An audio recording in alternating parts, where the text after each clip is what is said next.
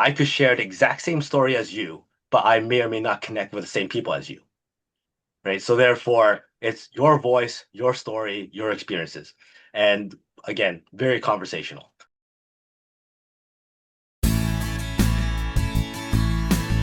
Hi, Fong. Welcome to the Meetup spot, sir. Hey, thank you very much. Always enjoy being able to add value and share stories and have fun. So thank you very much for having me. Okay. Again, thank you for the last day. Thank you for the podcasting improvement lesson before this. If yeah. Oh, Okay. we haven't So, started? oh, what? Have we started? I think. Well, yeah. Let's start. So Fong, tell me about yourself and your growing up story. So yeah, starting off, born and raised in Edmonton, Alberta, taught to find a good job and be in that job for the rest of my life. Hence, I became a civil structural engineer and thought, hey, this is what I'm going to be doing for 40, 50 years of my future kind of thing. And if your audience knows about Edmonton, Alberta, well, our entire economy is based on oil and gas. And in 2007, 2008, oil took a very big downturn and everything was bad. Investments were bad, real estate was bad, and lots of layoffs. So the company I was with at the time went from a high of 826 employees and laid off down to 121 or something like that. And that's when my girlfriend at the time, who is now my wife, uh, decided to, hey, let's go pick up Rich Dad Poor Dad. And if there's audiences who have read that book, or are in investments or business and whatnot, I'm sure they have a whole library of purple books. But anyways, we picked up that book, and as some of your audience would know, reading that book would then lead to the game, would then lead to a free seminar, to a 3-day boot camp, to courses and all that kind of stuff. So that's how we got into the real estate investing. Went, hey, maybe we need to do something else just in case engineering doesn't work. So we started doing real estate. Then we quickly realized that, you know what? If you can't speak, then you can't negotiate, then you can't build relationships, then you can't connect with people. So we joined Toastmasters to learn more about speaking. We also hired a coach because we also realized very quickly that as engineers, we're very good at at analyzing deals, looking at how numbers work, what's a good offer, what's a good opportunity, but without that peace of mind of, hey, somebody's been there and done that, it's very difficult to just jump into it and go, hey, here's an offer. So we also hired a coach and we built our real estate portfolio from 0 properties to about 24, 25 properties to and about 37 units of rental. Then from there, my coach goes, hey, why don't you start coaching people in real estate? I go, okay, sure. So I started coaching people in real estate. Then my coach goes, why don't you do more speaking? I'm like, okay, great, let's do some speaking. Then he goes, why don't you start writing some books? So then I started writing some books, and to date, we're publishers. Well, we published 8 books, 3 of which are best-selling books.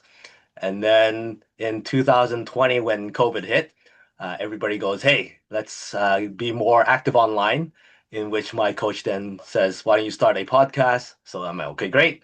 So started a podcast. It's been going strong for 300 plus episodes now. And been able to interview people from all over the world, from multimillionaires to celebrities, athletes, Olympians, artists, and whatnot. And has been a great way of building relationships and connecting with people from all over the world. So yeah, that's my story. I like how well you adapt in every situation. So how do you think with everything that's going on right now, how do you think we should learn to adapt to new things? I think that people needs to be comfortable with the uncomfortable. The world doesn't pause and wait for you to catch up. If you don't adapt, then you're just gonna slowly be behind everybody else. So AI is a big thing now. If you don't start adapting to what AI does, then eventually you'll get left behind. Just no different than when the computers were a big thing. At the time, there was people going, "Well, why do you need a computer?" Well, it's probably the future. And then they go, "No, it's not the future." Well, they got left behind. And then all of a sudden, when you hit the crypto stuff, lots of people goes, "Yeah, it's not gonna work. It's just a fad." And then they got left behind.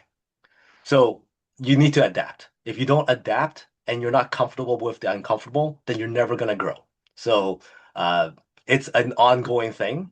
It's what people need to do if they want to not be left behind. So I say adapt, and if you're scared to, reach out. Reach out to somebody who's doing it and are good at it. And that's the biggest thing. If they're not doing it right now, and if they're not good at it right now, don't ask them, right? Ask people who are doing it right now and are successful in it and go, hey, what do you recommend? What's working for you? What didn't work for you? So that you have that peace of mind that if you follow this advice and you follow this direction, it's going to work, right? I'll give a quick example. I had I had a client of mine who goes, "Hey, Fong, what do you think about this crypto stuff?" I'm like, "Well, it's great as long as you do it correctly and if you have the right people in place and you have the advice that you can follow and all kinds of stuff, it's great. It's something that you could have in the back pocket. Don't dump everything into it. Be comfortable with everything that you put in may get lost, but don't be left behind." And then he goes, "Well, it doesn't work." I'm like, "Well, how do you know it doesn't work?" He goes, "Well, I talked to my friend." I'm like, "Okay, is he successful in it?" He goes, "No." Well, don't ask him. Ask somebody who's successful in crypto right now and ask them what they're doing. Don't ask the person who doesn't know what they're doing. So it's very important to go and ask somebody who's doing it and doing it right now and doing it well. If they're not, ask somebody else. Great lesson. Great lesson. So, Fong, why do you do what you do? I do what I do because I remember being that person who's lost. I remember thinking, hey, I'm gonna find that job, be in that job for the rest of my life because that's what I was taught. And luckily, like in this day and age, if you don't have other streams of income, if you don't have the mindset of entrepreneurship or business, then you're kind of stuck in that rut of working for somebody else. You're reliant on somebody for a raise. You're reliant on somebody for a bonus. You're reliant on somebody for that 2 or 3 week vacation, whatever it is, great. And you don't have the opportunity to make decisions for yourself. So for me, why I do what I do is I want to at least give people the thought of, hey, there's something out there that you may or may not have known before.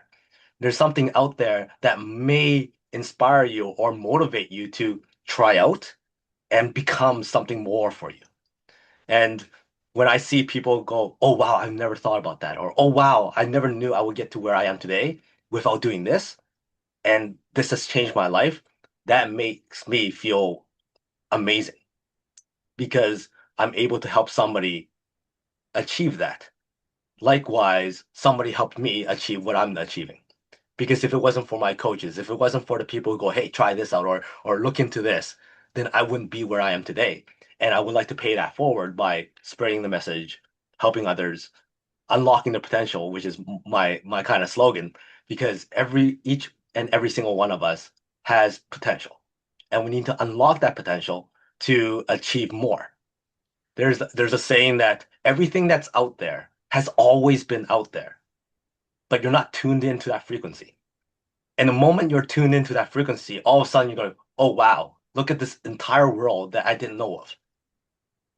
So get tuned into that frequency. And unfortunately, that frequency is written on the outside of your box. Lots of people go, yeah, I have to think outside of my box. Well, your box is all the experiences, all the history, everything that's experienced by you and you only.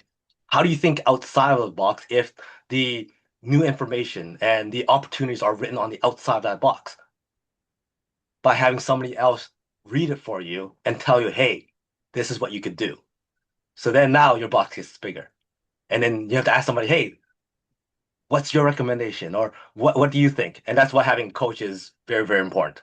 And my coaches have been always able to challenge me, share new information, and motivate me to do more. And because all that stuff is on the outside, you can't read it yourself. That's awesome. That's awesome. So so I guess so for oh yeah so speaking of Toastmasters, what was your what was going through your mind when you started Toastmasters? So when I started Toastmasters at the time, and I share this to a lot of Toastmasters groups when I speak at those, is that always have the mindset of how is Toastmasters going to be a complementary tool to what I want to do in the future.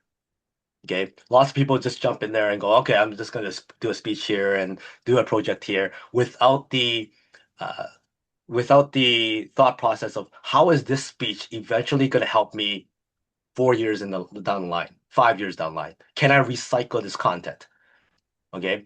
And for me, when I joined, the reason why I joined at the time was because I wanted to do real estate. I wanted to be an entrepreneur. I wanted to eventually speak in front of large groups of people and share my story and share inspiration and share motivation, all that kind of stuff. Hence, everything I did in Toastmasters had that in mind.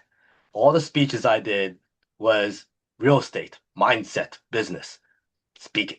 All the roles I took, whether it's the area directors or the presidents of your club or whatever it is, I have the mindset of how do I maximize this experience so that eventually I could utilize this in my own stuff.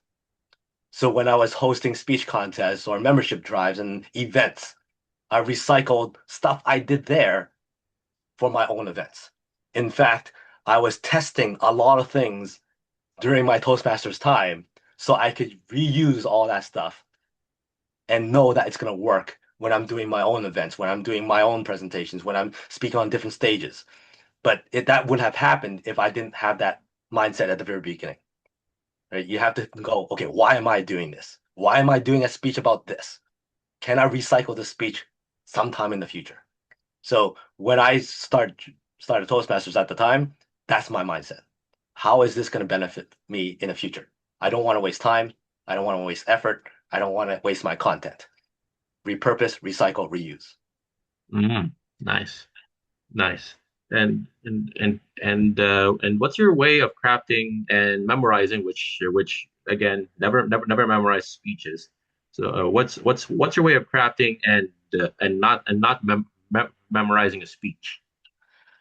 So when it comes to presentations and speeches, usually I would say it's a story that you have. It's an experience that you have, which is true to you and unique to you. So therefore, you already know it. You shouldn't need to memorize your talk because it's your story. And even if it, verges a little bit here and there, nobody would know because it's your story, right? So for me, when I go, okay, I have a presentation or a keynote or whatever it is, I go, okay, what's the main points I want to do? What's the main message that I want to share? Okay, make sure that that's at the introduction so that I prime people to go, okay, that's what he's gonna be talking about. What are the stories that I have to share to kind of, support that idea? And then making sure that I have some kind of call to action or some kind of question or some challenge for the audience to take away. Because from my perspective, it really doesn't matter what your content is. It's how you made them feel throughout and what they hear at the very end. So you want them to feel a certain way so that they come and speak with you later or ask you questions later. And you want them to remember what's the last thing you said. All the stuff in the between, the details and the actual content sometimes doesn't really matter. It's how did you make them feel? That's nice. That's nice. And what is your public speaking style and how did you achieve it? My public speaking style is this. I don't know what you call this style. It's very conversational. Mhm. It's very story. It's lots of storytelling and a lot of just my experiences. Because I find that again, that is what is unique to you. Okay, nobody else could share the same story. In fact, I could share the exact same story as you, but I may or may not connect with the same people as you, right? So therefore, it's your voice, your story, your experiences, and again, very conversational. That's usually how I speak, and it's usually and with regards to did you also asked about preparation, right? Mhm. For me, depending on which audience I'm talking to or speaking with, and how much time I have, I pick stories depending on what the theme is and depending on what type of audience it is, how much time. Usually, I have a 2, 5, 7, 10 minute version of the same story so that I know which one kind of to use. So I recommend everybody out there, if you want to be a speaker, if you want to be more confident with your communication and all kind of stuff, share your stories. Go through your memory base of all the stories that you've ever shared, all the experiences that you've ever had, and find out what did I learn from that experience? What is funny about that experience that people can learn from? What are the hardships that you went through that people can learn from?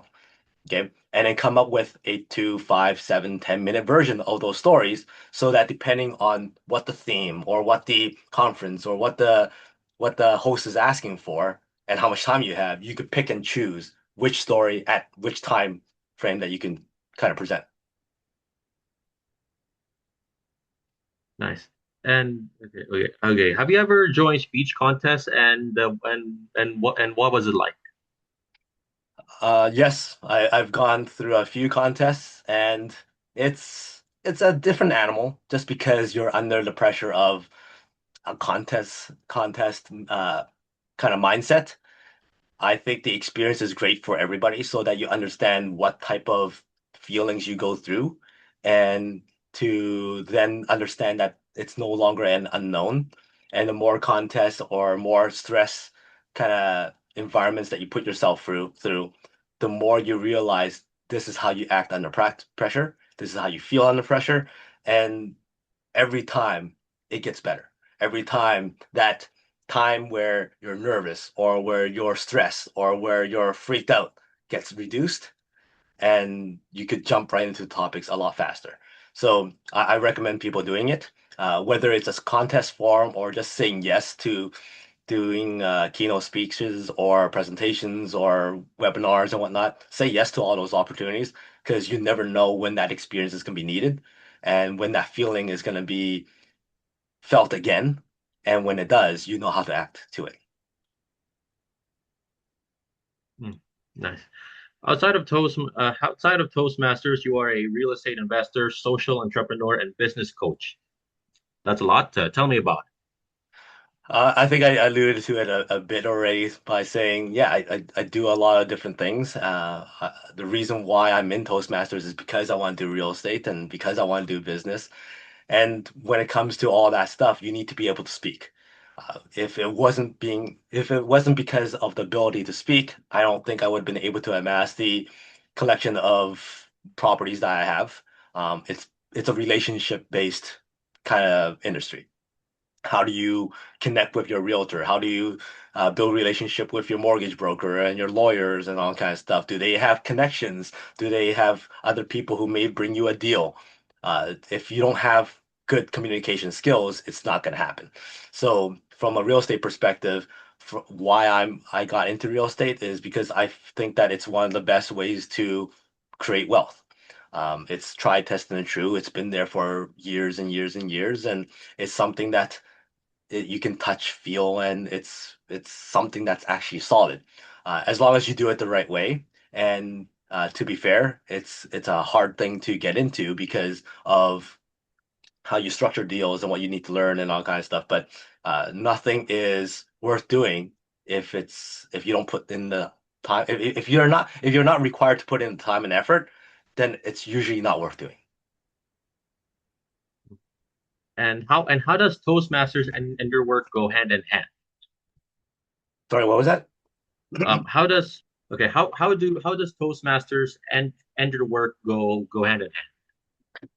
So, as I mentioned before, I went into Toastmasters with the mindset of I don't want to waste any of my time, content, and effort.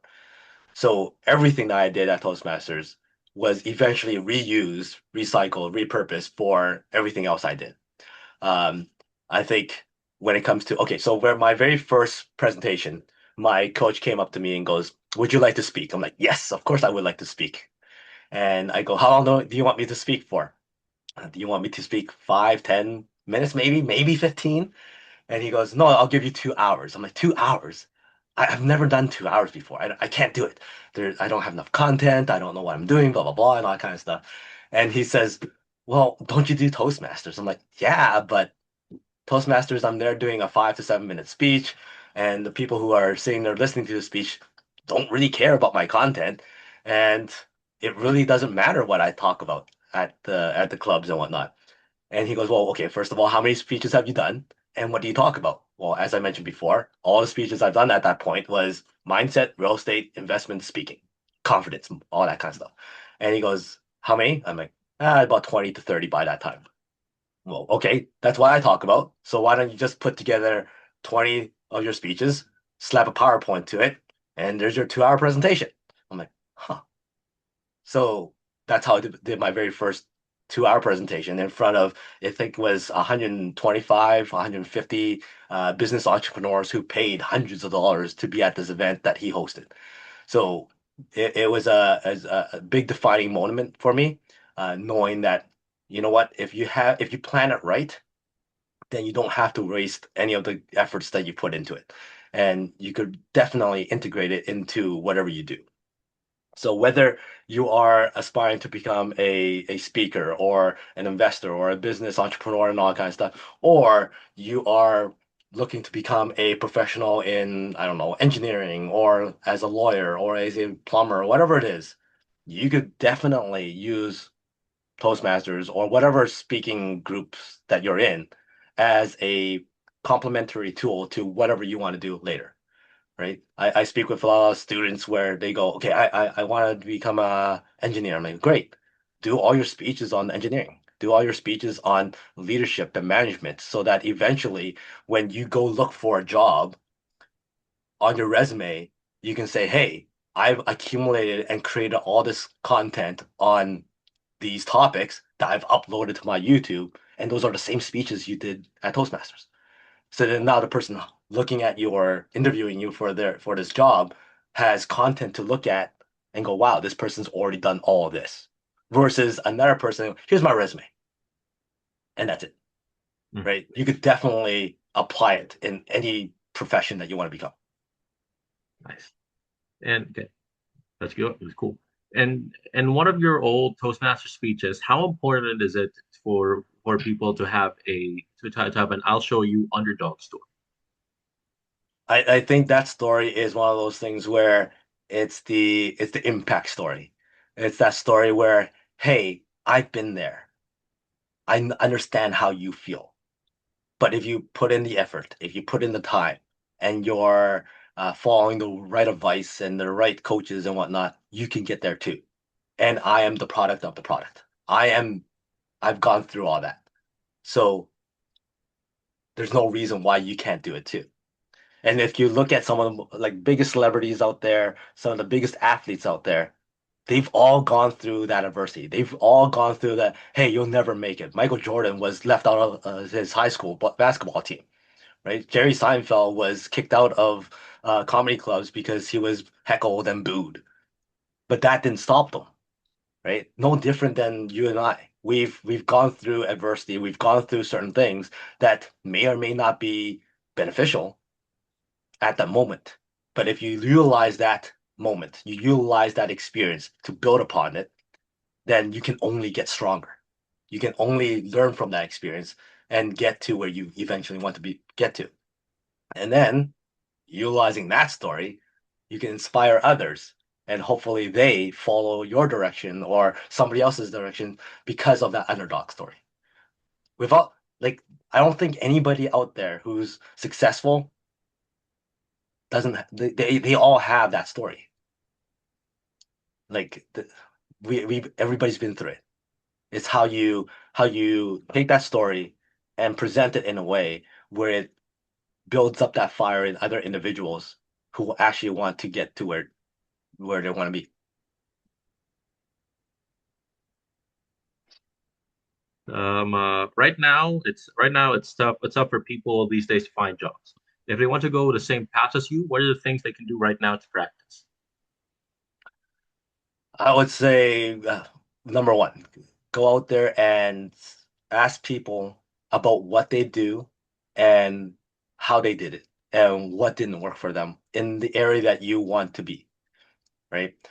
If you want to be an investor or if you want to be an entrepreneur, go out and reach out to those investors and business entrepreneurs who are successful and doing it right now.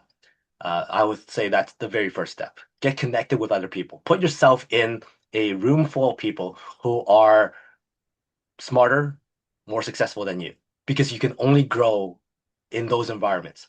If you're putting yourself where you're the smartest people in the room, or you're the most successful person in that room, then how are you going to grow?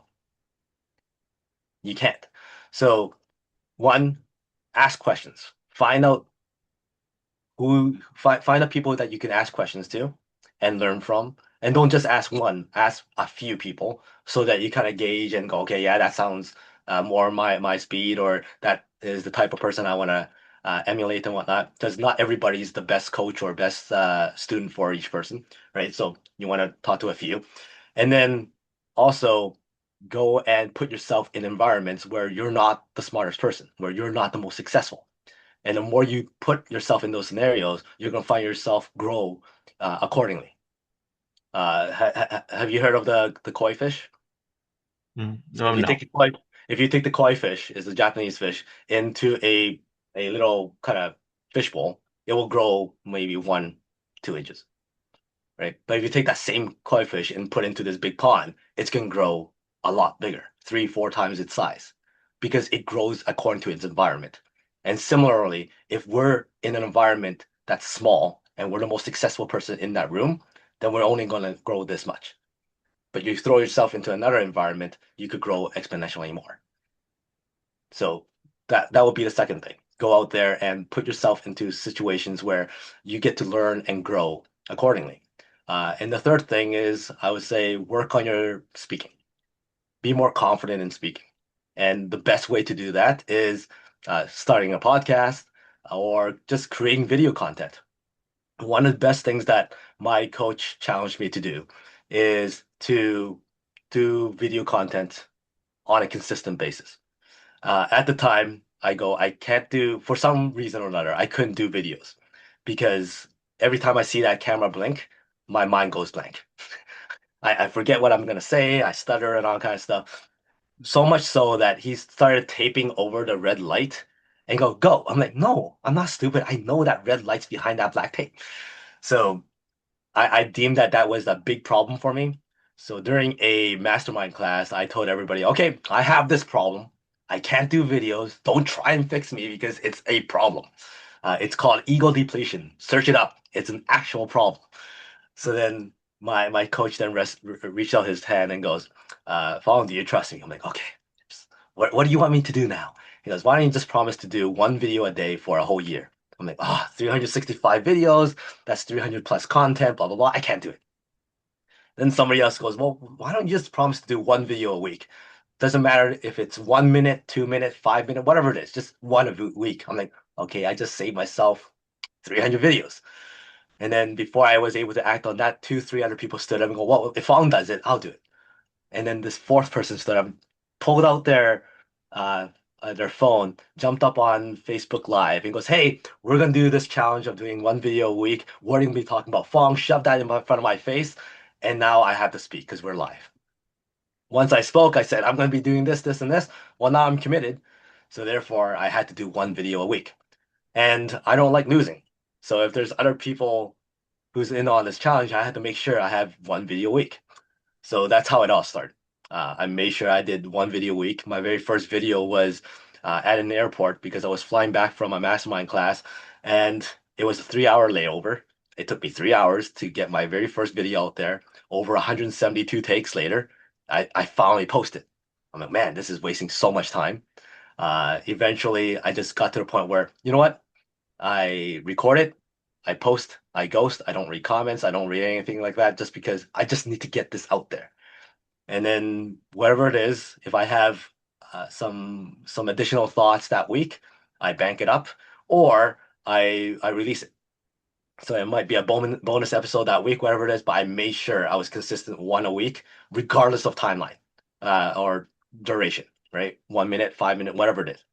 After a year, I was the only person who finished all 52 episodes or all 52 videos, only to find out that the two people who challenged me said that, yeah, I wasn't ever going to do it. Just want to make sure that you do it. I'm like, well, thank you, because that was thousands of videos now. Yeah, I have over thousands of videos, but it was one of those things that really got me over the hump of speaking. Speaking on the spot, speaking confidently, speaking in front of camera, speaking in front of people, because now I could treat every time uh, whether it's a networking opportunity or a conversation with somebody, you feel more confident because you know what? I'm speaking every week. I'm building content every week. So I highly recommend everybody out there, if you want to be confident in speaking, and being able to kind of think on the fly and be able to come up with content and all that kind of stuff. Promise to do one video a week. If you have bonus content, great. Second, third, fourth episode that week, but make sure you have one a week and commit to it. So those are I think, yeah, three things. One, ask people who are doing right now and doing it successfully. Reach out to those people because everything that you ever want to achieve has been achieved by somebody, and that somebody has gone through the trials and tribulations of it. So therefore, they're able to show you the way. Don't ask the people who's not doing it, and don't ask the people who's not doing it well. Ask the people who's doing it now and successful at it. Two, put yourself around people who are successful and allows you to grow. And three, practice speaking. Speak in front of a camera every single week, post something, and ghost it. That's nice. And I believe you have something later at night. So do you want to do a quick fire or? Yeah, sure, go ahead. All right, here. All right, here. All right, here we go. Here we go. One word to describe yourself. Passionate. What is your best public speaking tip? Go out there and ask the question. Find somebody who can actually show you the way.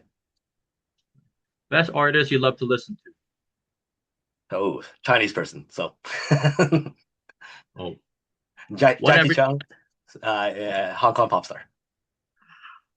one everyday item you can't leave without. Well, it's probably going to be the same as a lot of people, their phone. Mantra in life. Always add value. Best place in Edmonton for a good meal. Ooh, that is tough. It depends on what kind of cuisine we're talking about, but I love Japanese food, and wasabi is the place I like going to. Okay.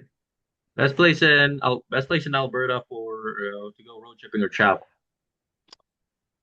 Road trip for their travel. In Alberta, Yeah. you can't lose by going to Jasper. So great place to go and see the scenes.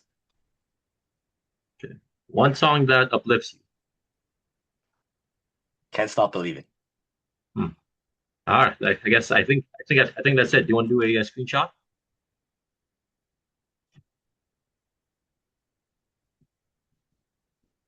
Again, work and any last thoughts or comments, Fong?